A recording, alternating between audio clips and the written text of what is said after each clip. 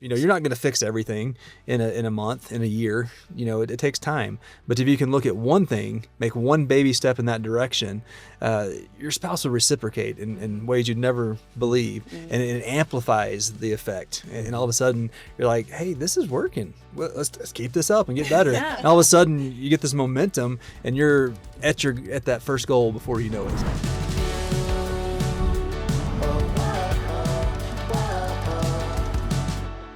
Well, welcome to Crazy Little Thing Called Marriage. I'm Greg Smalley. And I'm Erin Smalley. Today we're going to talk about how couples can really handle challenges and stress in their marriage. Stress is not created equally. Stress can be harder for others because we all handle it differently. But today's guests are on a daily basis, handling some of the hardest pressures a marriage can withstand. Yeah, all of us go through moments, seasons, even long seasons like our guests, of dealing with some real challenges. And their story gives such inspiration, such hope that in the midst of just almost indescribable challenges that they faced as a couple, how we can come out of that.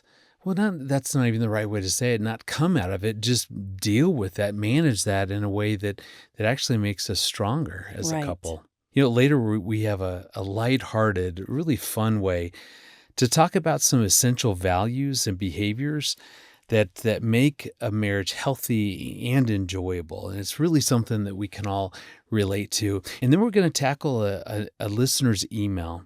And this is really how to deal with a small t trauma and how involved really a spouse should be in that process. Our guests today are Dr. Todd and Kristen Evans. They've been married for 23, almost 24 years, and they have one child with severe special needs. So today we're not going to talk about the ins and outs of everyday life with caregiving of a special needs child, but we're really going to talk about how major stressors, overwhelming responsibilities, and emotional pulls can be overcome when a couple pulls together. Yeah, because like we said earlier, all of us are going to go through hard times.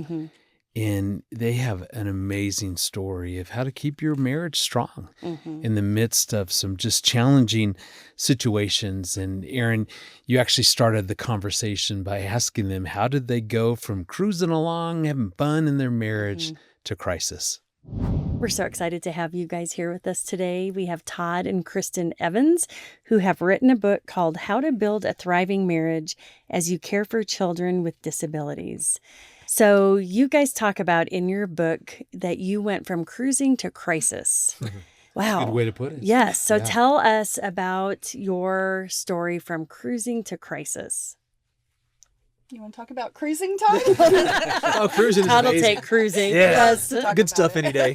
So, but yeah, we met. We were, all on fire for what we were going to do with our lives, and both wanted to go into full-time ministry and just change the world. As a lot of young people want to do. Yes. Have those things, and so we got married and started pursuing that passion and dream, and we're enjoying life. We were having fun together. We go biking on the weekends down the pathways and just doing all kinds of fun stuff. Movie marathons on the weekends, making fresh guacamole, all the good stuff that young couples in love. Yeah, when they have lots of time. Yeah. It's all the stuff that young couples can do. Yeah. And so that's the cruising, and then that changed. So pick it up, Kristen. Well, any parents know that when they have a child, whether they've adopted or had a child be born, suddenly you realize we had all the time we probably will have, and we'll never have that amount of time again. Right. When our second child, when I was actually pregnant with her, that's when it started to go with the cruising, because the stress began, the emotional strain, the literal strain of driving back and forth an hour, and her in the NICU three months, wow. and so that at first we're like, okay, we're gonna get through this together, and then the more that stress built, the more the the emotional strain, the grief, which we didn't understand at the time, actually until we researched to write this book, we didn't understand. Wow. The grief process that special needs parents go through is different. And How so? well, we think about the classic, stages of grief, Yeah. and Disbelief. exactly, it's not super, linear, but we thought we actually learned there's the term acute grief for disability parents or special needs parents. We went in 2 days before Christmas. The geneticist said, I had been sick with the pregnancy. We knew something was not right. And so, and they basically devastated us 2 days before Christmas, telling us it was a severe chromosomal deletion, and she'd never walked, talked, wasn't going to survive. Told us we should abort the pregnancy. I mean, you name it. And we said no. And we said, we believe she is going to survive. And so long story short, we went home and cried and grieved together. We thought that was it. You grieve, you move on. One and done. Well, Yeah. Yeah. We cried, we talked. Let's move on. We didn't understand that what had happened was, one, I had trauma going on and postpartum depression, but two, Todd thought he had grieved to move on. I was having these waves coming of sadness and anger, and statistically it shows the dads a lot of times stay in denial, which I would say classic example. Yeah. And so we didn't understand that's what was happening in our marriage. And so between the grief, the stress, all of that, my mental health decline, our marriage was in crisis. We were literally just trying to keep our daughter alive. Wow. So it's an extreme example of going into a crisis, but that is definitely the word I would use to describe our life. How was the marriage impacted? So was it just a lot of conflict, or we just couldn't even deal with each other, so we were totally disconnected? Like, what was going on that was creating the big challenge for you guys as a couple? It was more of a in presence of each other disconnect. Okay. Things are so busy. There's so many things to do. You can't do them all. The medical care, the appointments, the jobs, the everything that we had to almost separate ourselves out and just become myopic, really, and focus on just what we had to get done on our side of the partnership. Yeah, which so is what it kind of became. Alone and married, so to speak. Yeah, And, parallel. and that just which makes sense. just led to a diverging road of emotional connection and what the core of a marriage is. We were just diverging down these different paths and didn't have time to talk about it. Didn't make the time is really the key to talk about it and to try to process and do this together. We were more each separate, doing our own thing to help the family survive. Yeah, because I imagine there, at some level, the crisis that you guys went through could, probably is going to be different maybe than someone else, but a crisis nonetheless. There's probably a reality when you go through any crisis that, it's probably hard to connect. It's probably hard to do certain stuff. So as you look back, what have you learned? Like you were saying, we chose not to. I mean, what could have maybe been different than for you guys during that season as you've looked back? I mean, really spending more time just talking to each other. Okay. We thought that the care had to go. It was all directed, to our kids and our daughter especially. Yeah. And how do we just focus all that energy? And we kind of forgot about the needs of each of us. That our needs were irrelevant compared to theirs. Theirs are a life or death thing going on for our daughter. Yeah. Ours are just okay. They're emotional. We'll deal with it. Yeah. It's kind of how I someday. I felt that way. I might phrase that a little differently. But yeah, so that was really how you approached it. And it's almost kind of like when you have an adrenaline rush, you can get through amazing things and do it. But at some point that adrenaline wears off and your body just collapses. And that's kind of how it was for our marriage. There's 3 months of adrenaline rush to get everything done and fix everything, make it better, take your appointments, do all that. It's like that adrenaline, and then it just wears off. One thing that we found really is that that we can accomplish more when we're supporting one another. And sometimes doing the things individually takes more time than if you are supporting and working together more so. That makes sense. So I think that's what I would say for that time period, that I think we could have supported one another, asked about how we were feeling and how we were moving through and dealing with things. We've been more effective. It's just kind of like the old sharpening the saw principle. That makes sense. So you're not as effective if you're not working on the marriage. And that's really kind of the genesis of part of this book, is that we wanted to just help couples say the only way you can be a better parent is if you're better partners in your marriage. That if you pour into your marriage, that you are going to see the fruit in the way your family grows and prospers. Yeah. At what point did you guys begin to find each other again, and how? Bethany and Grace was a year and a half old. So we were in this crisis mode.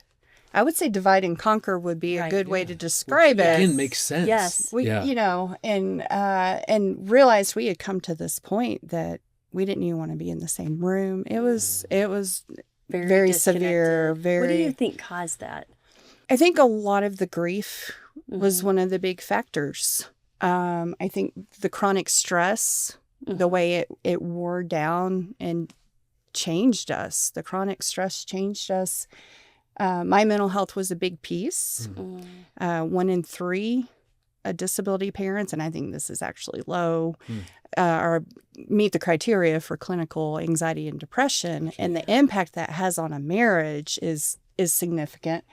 It was really not just one factor. It was all this stress, just pushing down on us. And we just didn't see how we could move forward together. I couldn't see it. And he said, I don't know how. And the one, you know, this doctor from our church just kept insisting, let me come over, take care of the kids so you can get out of the house. Wow. Yeah, I'm sure the stress, the strain, the divide had become so great that, nice to come over and watch our kids. But do we want to even get in the car together? I don't think we did. Yeah. But it was you're like, yeah, we did not. It was that night, though, that Todd said, I don't know how we're going to make it through this, but I'm committed to you. And I believe in you. I believe in us. And him making that recommitment, now knowing what his vows meant at that point, that was one of the turning points. But it was a long journey to healing and re-strengthening. And you mentioned that your mental health took a big hit. It did. Tell us about that.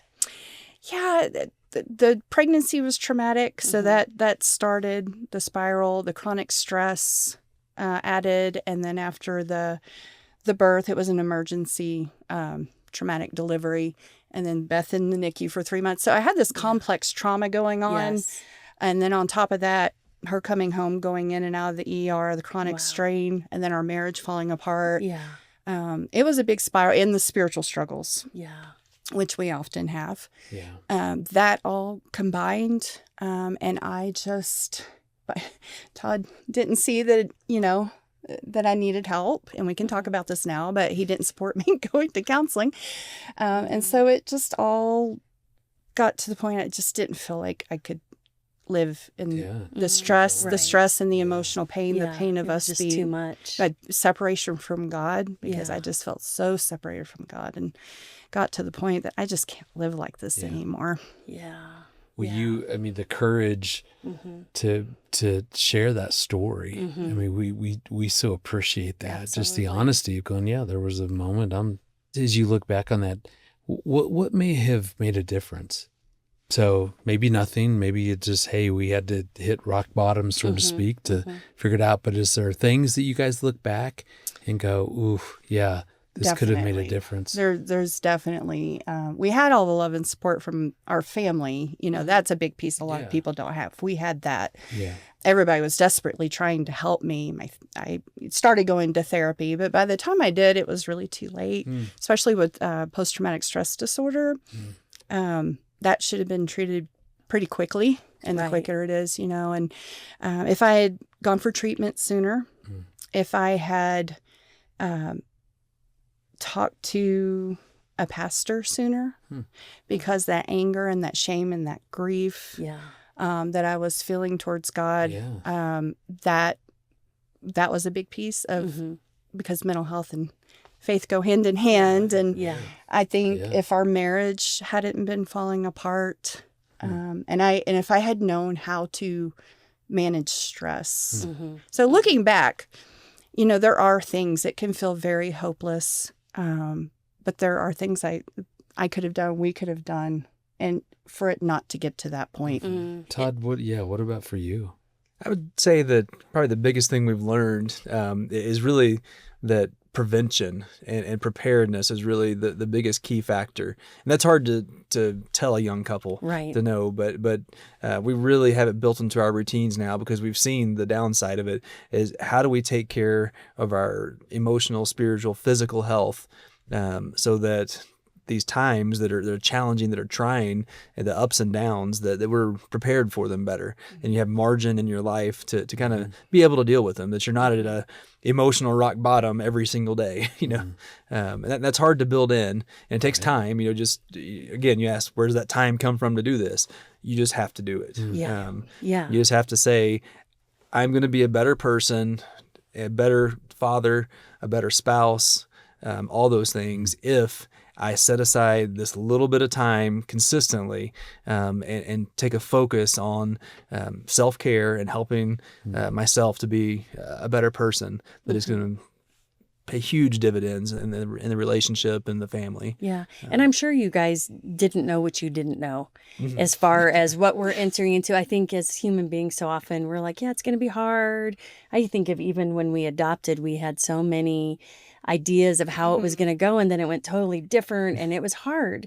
But what I love is now you guys have walked this road and you can help other couples prepare through the things that you've now learned to watch out for traumatic stress, to watch out for depression, anxiety, disconnection. And these are the things that you can have in your toolbox as you're walking into this season. And those things you're not going to always see yourself. That's why you also have to have people around you. For us, we've made a commitment one to each other to call those things out. And we don't do it in a hurtful way. We know that it's now a building thing, that she has almost a responsibility to me to tell me when she sees that in me, and I do to her as well, so that we can see it when it's just bubbling up a little bit and before it I call it the volcano. That's a different or having that's really what community is as well, is true community, and the body of Christ around you can see those things in you that you don't. That's why I need that. A mentor can be that, a good friend that you give the authority to say, speak into my life. I can't see it myself always.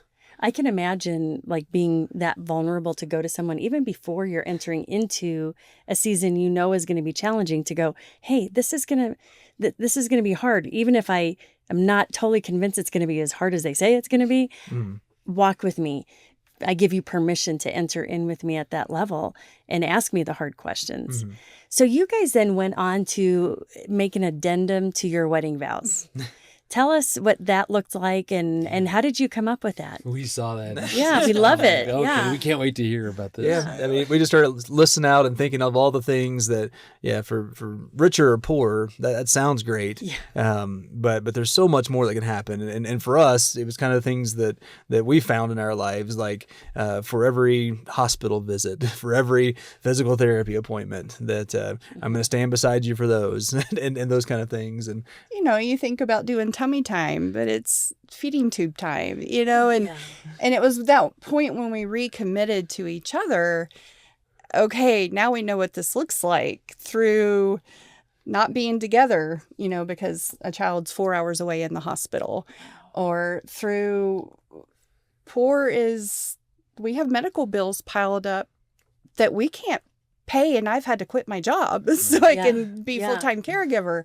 It just takes on a whole new, and I think naming that, okay, we are not doing well. Our marriage is in crisis, but we are recommitting to walking through this together, walking through. Our daughter may pass away, Every day we have her is a gift. Walking through just struggling to scrape together money to make ends meet, and recommitting to these are what our actual circumstances and reality are, and I'm going to stick with you through that. Yeah. Kristen, you said that Todd committed to you and I believe in us. I'm here with you. And there's something so powerful about that, because I think one of the questions we all ask, whatever the circumstances are, is, is my spouse going to be there with me and for me in my time of need? And so in many ways you're saying, yep, I'm here and I'm committed to you. I'm committed to us. And we're going to walk this out. Yeah, whatever it looks like. And I think it's so true. So often we don't know. Well, I don't know that we ever know what we're really committing to on our wedding day. And truly that phrase and that comment came out not out of strength in me, but out of my weakness. And just saying, I really don't know what to do as your spouse, as his father. I don't know what to do but to be there. That's all I can offer. And I'm going to commit to that. And I think we can grow from there. And I hope we can if we both commit to that and kind of move forward. And commit to the hard work. Yeah. We knew with our we didn't know what it would look like and what this was going to be, but that we would be there, that we'd be there for one with another. God's help. Yeah. That'd be the basis of it all. Yeah, for sure. And I like what you're saying, that I think for many couples, it's we'll let things go. We'll just give all this grace. We'll not really address things. It'll be okay. It seems like if we're hearing you right, you're like no.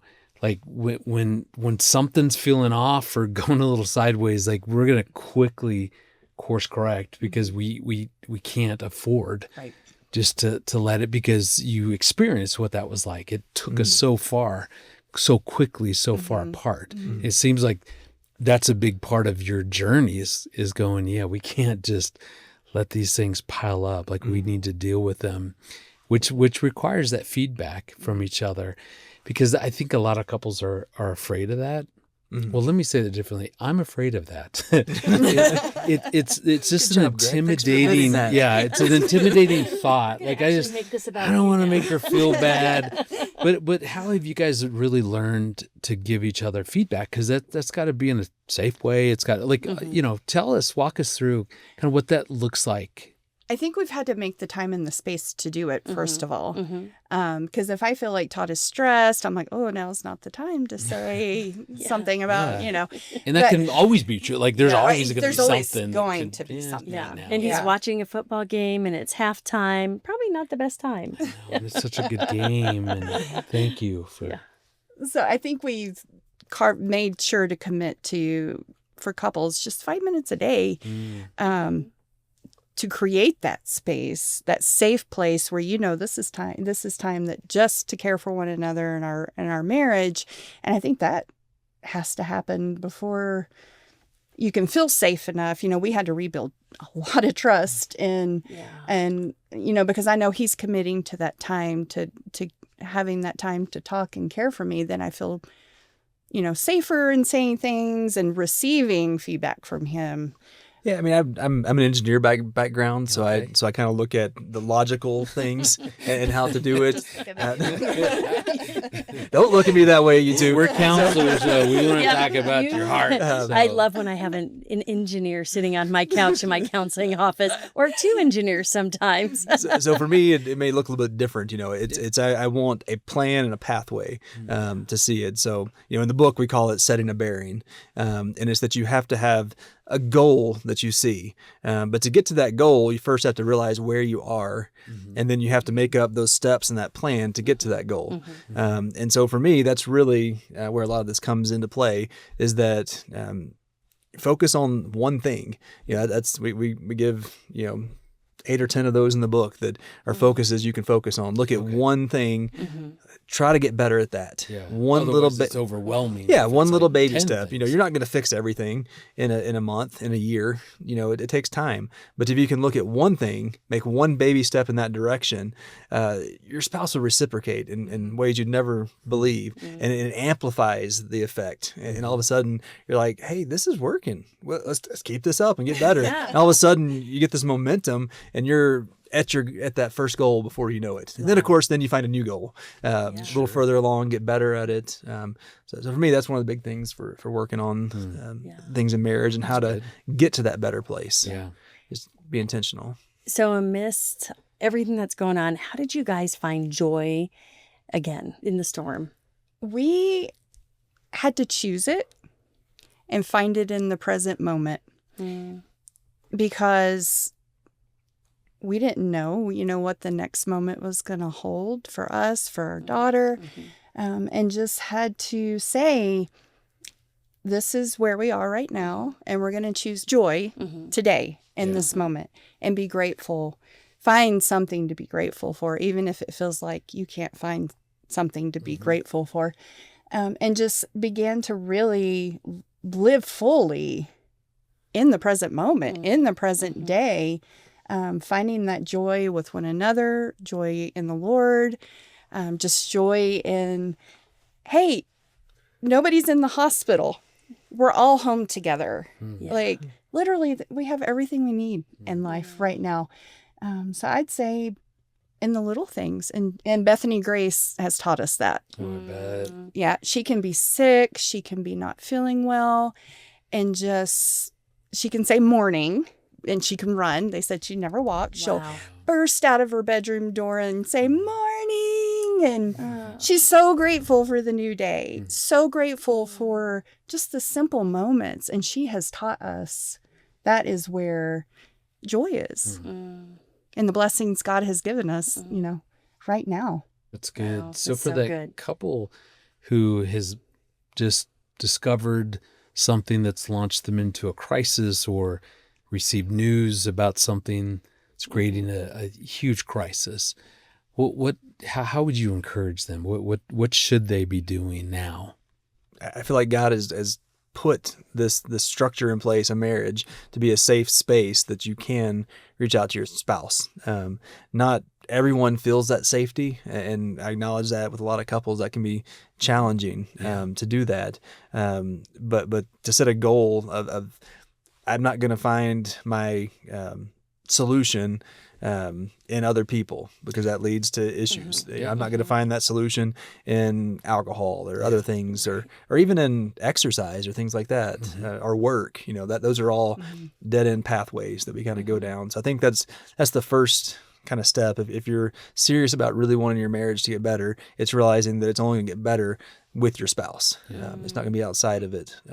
So how do you start there and put that trust into your spouse, even if they don't reciprocate to start with, and just pray for it to continue to grow and for you to have those connections that come along. And I truly believe if you start seeking that God provides those opportunities and those spaces that you can start to kind of grow back together, that you can start to rebuild some of those things if you're being intentional about looking for them and doing it. Yeah, that's great.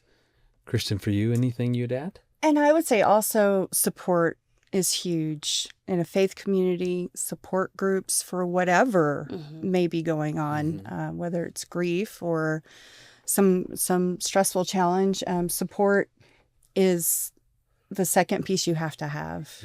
All kinds of support. For children with that have disabilities, you have to have practical support and resources, but also those relationships with other parents, with other people who can wrap around you and build you up. Actually, the flip side of the coin is to also, but it sounds kind of counterintuitive, but it's almost also acknowledging and saying, Kristen, you cannot be everything for me. You can't meet all my needs, and that's okay.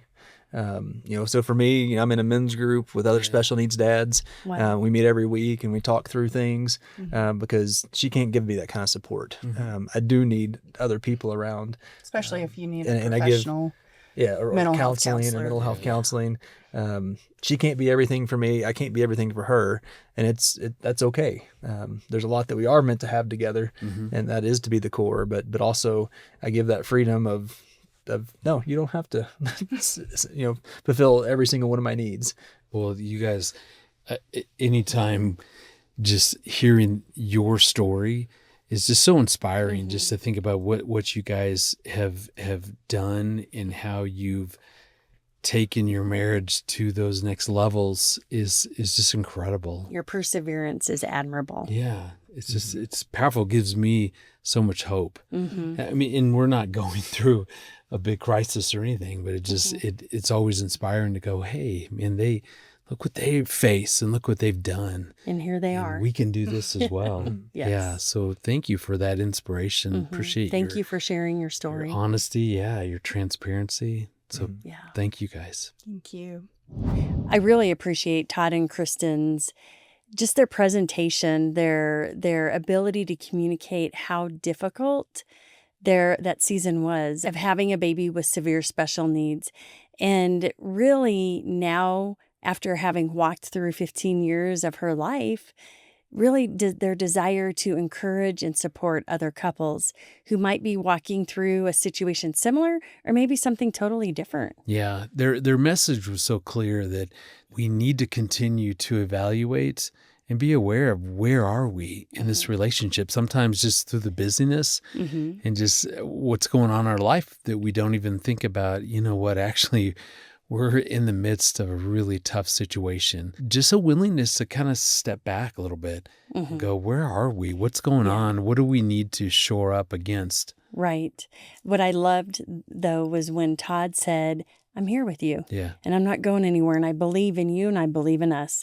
That is so powerful. So no matter what stressor a couple is dealing with, it's remembering that it's so helpful for the other person to know that you're there. That you're not going anywhere, that you're fighting with them, that they're not alone, that they're not going to do this alone, they're not going to carry all the weight, that you're with them. You're in it with them. Yeah, and just how much they work at being proactive, just saying, hey, we have these little moments, we have these just little times that we can do this. Let's lean in and you know, either how are you doing and talk kind of inner life, just tell me about what's going on, or to deal with something that's happening versus just waiting around and it'll work itself out. So it was inspiring for me to hear that. And especially around the feedback, because I admitted that can be an intimidating thing. I almost, as I think about, well, feedback for Erin. I mean, like, let's be honest, like what feedback, do you really need? But honestly, it's just that can feel intimidating. Like, I don't want to bring her down. I don't want to make her feel bad. I don't want to make her feel failed. I mean, it's all my own stuff. I'm just saying that can be hard for me. I don't feel like I do that a lot. Not that there's a lot that I should be giving you feedback what are you thinking around. of? I'm not saying that, but it just, I don't know why. I probably need to go in and talk to a counselor and find out why that's so hard for me to to focus on giving feedback to you. I don't know. Do you notice that? Well, what I say to couples that I'm working with, as well as I notice it in our marriage too, oftentimes that stuff that you're thinking or feeling and you're not saying, it comes out in the middle of conflict. And so eventually it explodes and then you go blah, and then you're like, oh, wait, that's not exactly how I imagined me saying it or delivering the feedback, because it's hard to hear when someone is upset or they're intense or they're elevated. And so really you begin to see the benefit of offering that stuff, little by little, instead of holding it inside and letting it wreak havoc. Yeah. Just my personality type. I just I don't hold stuff per se and let it fester. I don't know if I'm thinking about, I need to give Erin some feedback. So I'm really going to pay attention to something that I see a growth area in her life. Not just like, hey, I didn't like this and please don't do that. But honest, like that sort of feedback. And so, I mean, that just hearing them talk about that just caused me to go, yeah, what is that about for me? What would that look like if that was a part of our marriage? So you just get ready. Oh, I have so much feedback. I'm ready. I have a list. I am ready. Just be nice. Just be kind. And I also see the value. They talk so much about the need for community, especially when we're walking through these difficult seasons, the crisis, that we need other people to stand with us and to support us. And from the smallest of ways to the biggest of ways, that I'll come over and watch your kids to, I'll sit with you and talk at coffee, whatever that looks like, or I'll drop a meal off, or I'm praying for you, or calling and praying with someone. I mean, it just really is an opportunity for all of us. If we're not walking through a crisis, are we watching for those that are, especially those that are in our direct sphere? I was on the phone this morning with our dear friend who lives on the East Coast, and she used to live in Colorado, and I think we're closer now than we were when she lived here, because she's been walking through a crisis, and I've walked with her, and it just has been such an honor to do that. And she has walked with me through difficult times as well. So it has been just an honor. But we need those people that we can call. And she needed to talk this morning, and I happened to be available.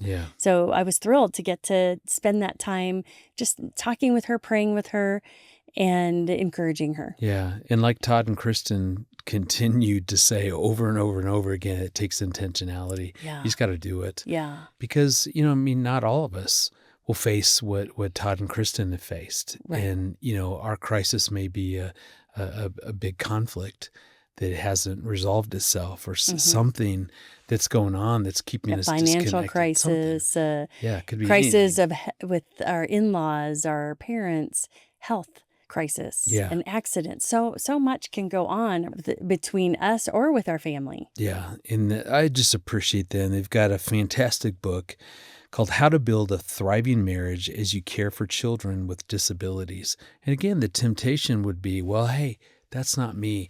Telling you, though, their advice, their wisdom, it helps no matter what you're going through. All of us will go through those hard times. We can all use the wisdom that they've written about. They've done a fantastic job, and we'd love to get you that book for a gift of any amount. So the details to get a hold of their book, or if you want to donate to Crazy Little Thing Called Marriage, just go to the show notes, or if you're watching on YouTube, just look for the links below. So Erin, when you were a little girl, obviously you played on the playground at recess time. I loved doing the tetherball. Man, I could dominate kids. That was like my favorite thing. What about you? What did you enjoy? I loved Foursquare with that big bouncy red it was like ball, a pink red ball. Yeah. And yes, and no, what did he say? No bouncies. There were many different rules. I need to look up the rules for Foursquare. I couldn't tell you anything. Did you dominate? No, Really? no, I didn't dominate. You just enjoyed it. I just had fun. All right. Yes. Yeah. Recess was a fun time because I got out of the classroom. Yes. You were Miss Little Perfect student. student. I was going to say that, what did I do at recess? Sometimes I was reading my book. Oh, my. Because I loved to sit and read. That does not surprise me. So Erin was always a high-achieving student. Yes. Me, on the other hand, I think my teachers always loved it when they could send me away to recess time to take a break. But it kind of in that same way, right? There were recess rules, kind of like you were talking about, and there's marriage rules. We really want to focus on that and have some fun, just thinking through some of these different reminders for things that can really help our marriage. So a big rule that's so helpful is to take turns to speak and to listen. And I like this one because I have a tendency to ask a lot of questions. I enjoy it when you're talking, and I'll just keep asking you questions and digging deeper. Let's go here. And sometimes it can be that I then don't offer.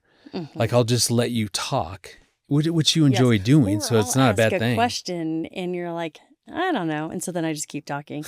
But I'm learning to allow space. Yeah. Just to hold the space to allow you to work up whatever it is that is going on inside. Yeah. So, I mean, again, it's a great reminder that we need to listen and we need to offer. Another one, play fair. Don't keep score. In marriage, don't keep score. But I think back on the playground, I think we needed to keep score. In life, there's winners and losers. That's so right. certainly And everything is a that doesn't work competition. well in So marriage. when you throw down and it doesn't go well, make sure that you're asking for forgiveness and that you're admitting when you don't play by the rules. Yeah. Did you ever have it happen to where they were dividing up teams and they're choosing and then you didn't get picked? You weren't probably that way because you were a great athlete as well. Well, I usually got picked. I wasn't the first one to How get did I picked, but I survive wasn't school? the last one. I don't know if I was the last one, but my heart always broke for that one kid you just inevitably knew was going to get picked last. I know. And that's why I think an important kind of playground marriage rule is to include everybody, especially around decisions. Yeah. And how important it is to remember that idea that everybody has to be included. Everybody matters. Like there has to be room for you, for me. So when we go to make decisions, to remind each other that, hey, we're on the same team. Right. We're not keeping score against each other. We're a team. Right. And so let's figure out how both people feel included. This is a simple one, but it's one that is often difficult, especially when you're stirred up or triggered. Use kind words. And I'm certain teachers get tired of saying that. Use your kind words. Mothers, dads, all of us are Right. constantly saying, use your kind words, because, of course, yelling, screaming isn't going to go well. And it's not, especially in marriage, it's not going to go well. The other person can't even hear you if you're yelling and screaming. So speaking kindly really does have a major impact on the connection. And speaking with love. And if you remember the rule, if you can't say anything nice, don't say it at all. Same goes true in marriage. Yeah. Call a timeout and step away and then come back and try again. Yeah. Also, if you fall down, help each other up. So, be your partner's safe place, your spouse's safe place. If they fall down, try to catch them. And if they fall, pick them up. I always think of the scripture, 2 are better than 1, because when one falls, the other's there to help them up. That was my paraphrase, by the way. That sounded right. The last one that comes to my mind, I'm thinking about, I love to play basketball. I know you did as well.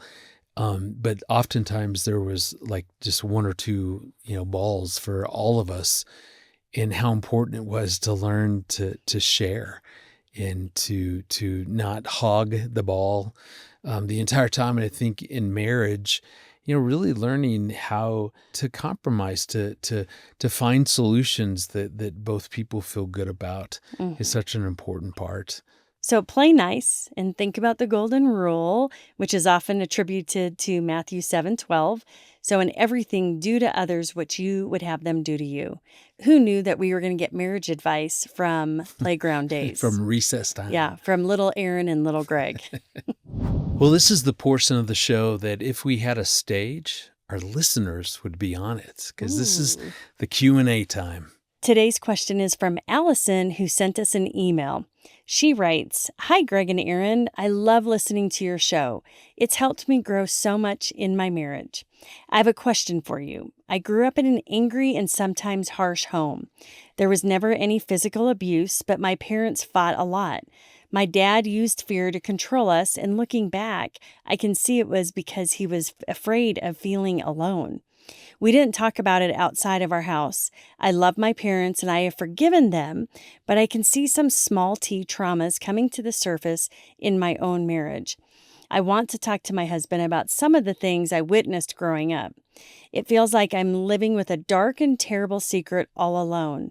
Is it okay to ask for my husband's help in processing these small traumas, or is it unrealistic to ask him to be my quote-unquote therapist? Thanks for all you do. God bless." Great question. And there's 2 words that she used there at the end that really stand out to me. So when she says, is it okay to ask for my husband's help in processing? And then she flips that word to, then is it unrealistic to ask him to be my therapist? And you're totally right. Those are 2 very different things. I mean, absolutely 100%.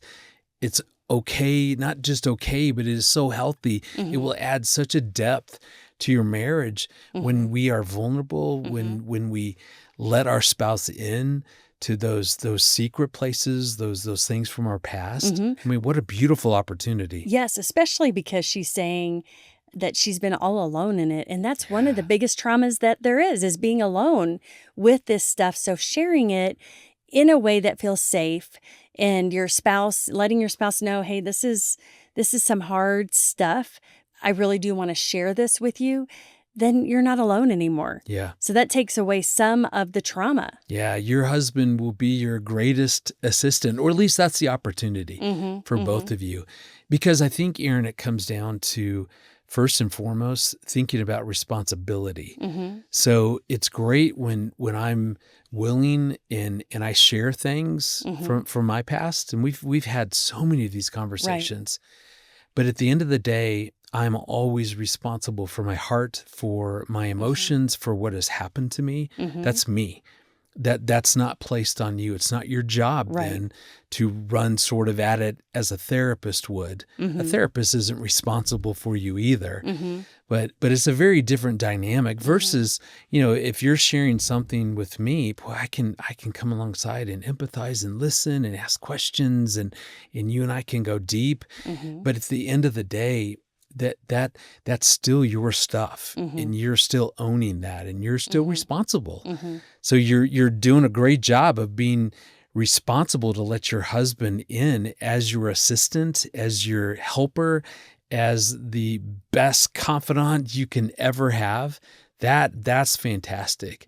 But make sure that you, Allison, let him know, really that I want to share some things, some painful things from my childhood, so you can understand me better, because I really could use your listening ear and your support, and even letting him. I'm not looking for you to try to fix this. I just would love for you to sit with me and just care, just so he knows what the role is that he's playing. Yeah.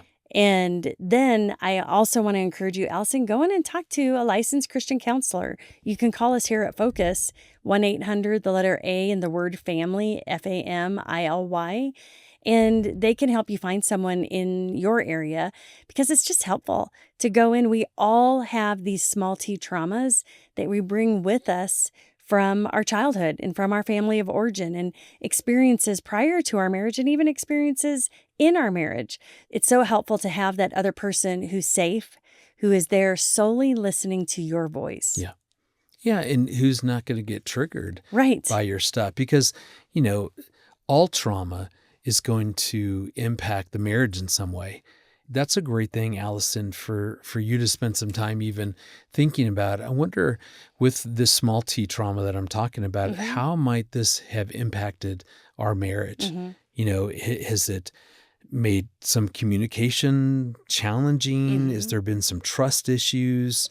Maybe it's been hard for me to receive, your love. I mean, whatever it is, that's also a great opportunity for you guys. Not only can you connect by him just listening to what your experience has been like, but to actually saying, hey, and I think this is kind of how it's impacted. What's your experience been like? And so that's even going to take that to a deeper level if you guys are willing to really go and talk that through. So thank you, Allison, for your question. And we're going to be sending you your copy of our book, Crazy Little Thing Called Marriage. And we know that you have topics, you're going through issues, you have challenges, and we'd love to know what those are, and we'd love to help you as you walk through that together. And it's really easy to send us a voicemail or an email. Just click the contact tab on the homepage to send us an email, but we'd really like to hear your voice too. So send us a voicemail by clicking the black tab on the side of the homepage, and we can't wait to hear from you. Well, thanks for joining us on Crazy Little Thing Called Marriage. Yes, thank you for following the show and sharing it with your friends and family. We want you to have a seat at the table every week as we help equip you and your spouse to have a lifelong, satisfying marriage. Yeah, we want to see you guys growing spiritually as individuals and as a couple. So you can invest in other couples to help them build thriving marriages. Well, thanks for listening. We'll talk to you again next Monday about this crazy little thing called marriage.